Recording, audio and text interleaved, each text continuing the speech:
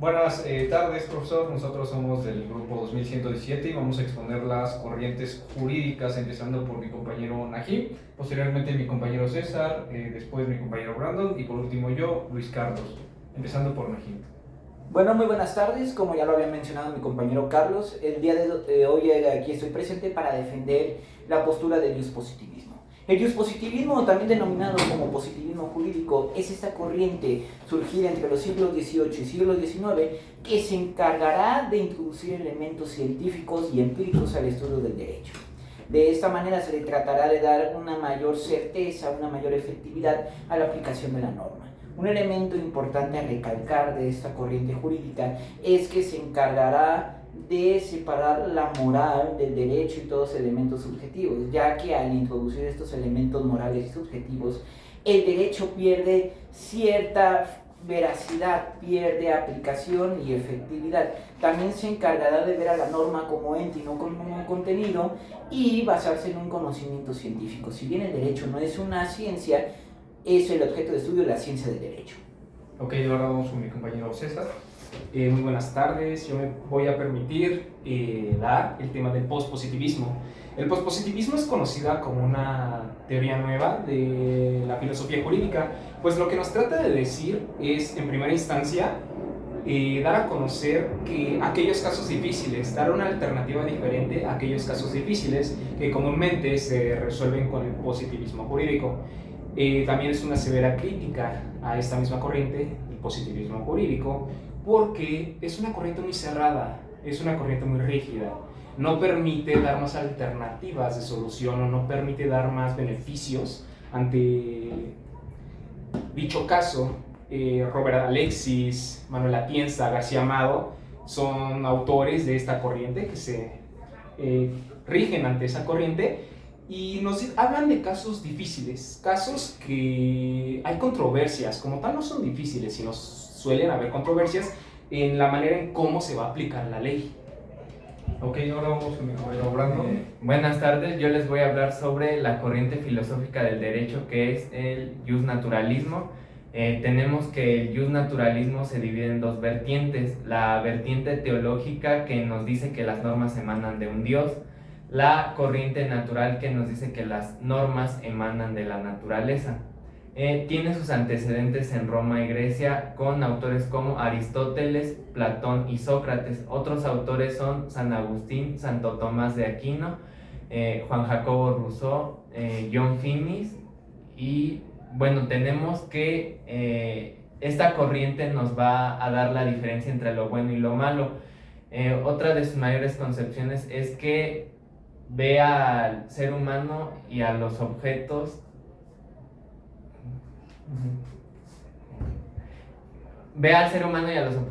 como que tienen un valor. Ok, por último yo voy a dar la postura neoconstitucionalista, que es una corriente que tiene sus antecedentes en el constitucionalismo propiamente. El constitucionalismo es un cambio estructural en el derecho. El neoconstitucionalismo es neo porque viene a dar un cambio doctrinal en el estudio del derecho.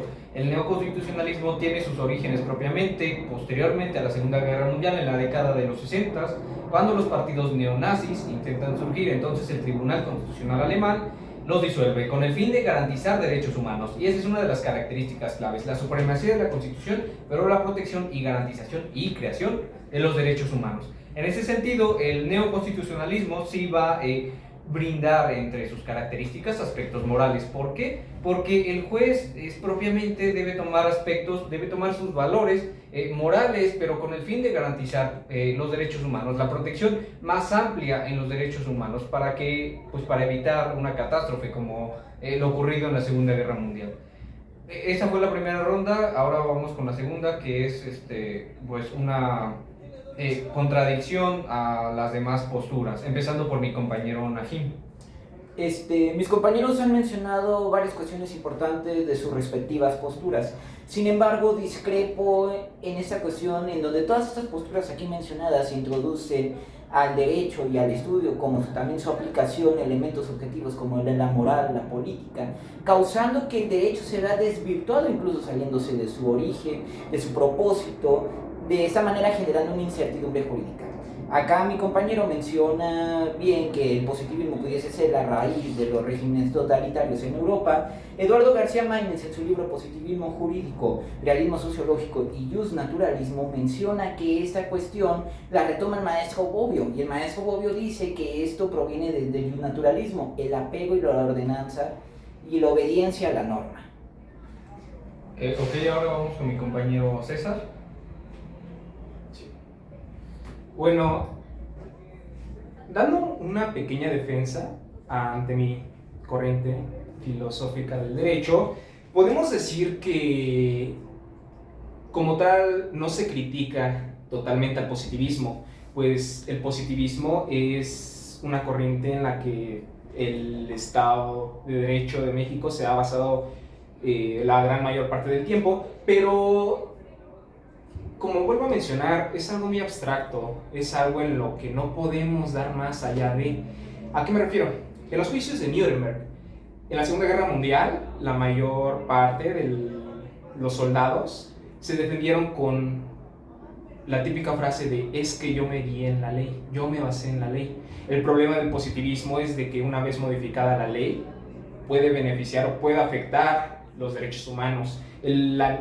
Esta corriente de neopositivismo también nos basamos en la supremacía de la Constitución, también dando una oportunidad a la moral, porque no todo lo que aparezca en la Constitución puede ayudar, hay que también ver diferentes posibilidades de...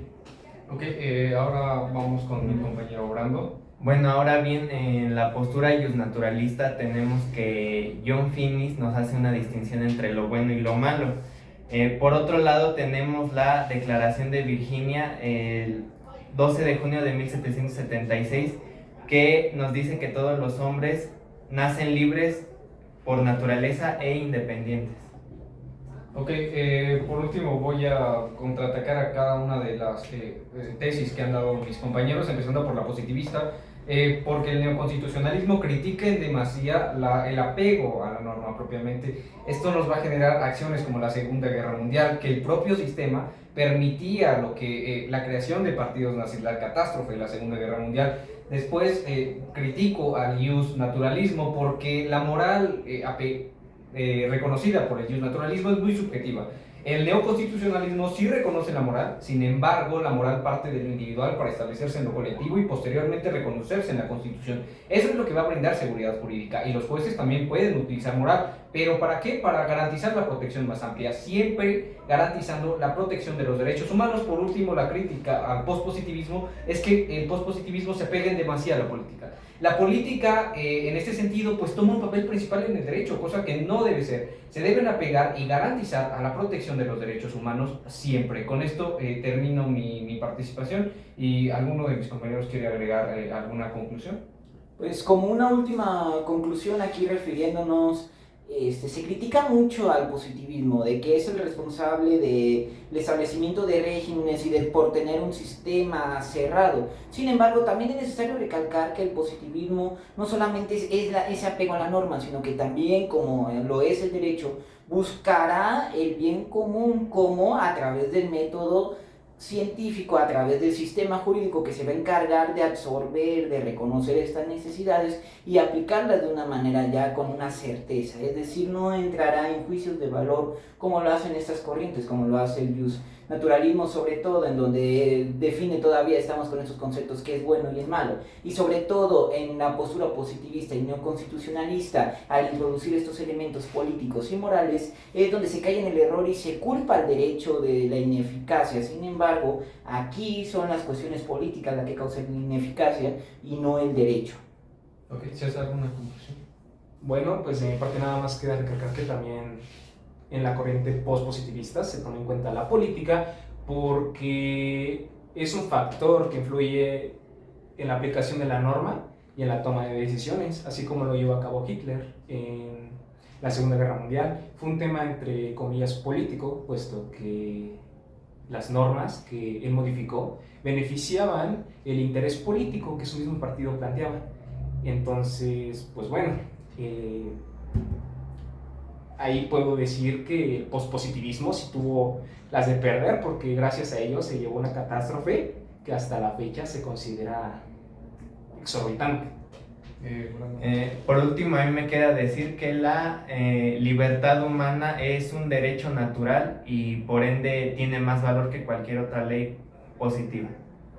Por último, sigo recalcando la situación temporal del neoconstitucionalismo en protección de los derechos humanos. El neoconstitucionalismo no brinda incertidumbre jurídica, la certidumbre está reconocida propiamente en la Constitución. Es importante reconocer elementos contemporáneos, ¿no? Dejar de lado, no completamente, pero sí en su mayoría corrientes como la ius naturalista, desde luego, o la positivista, y situarlos en una situación actual. ¿Por qué? Porque los tiempos jurídicos van cambiando. Y con esto concluimos el video. Gracias, profesor.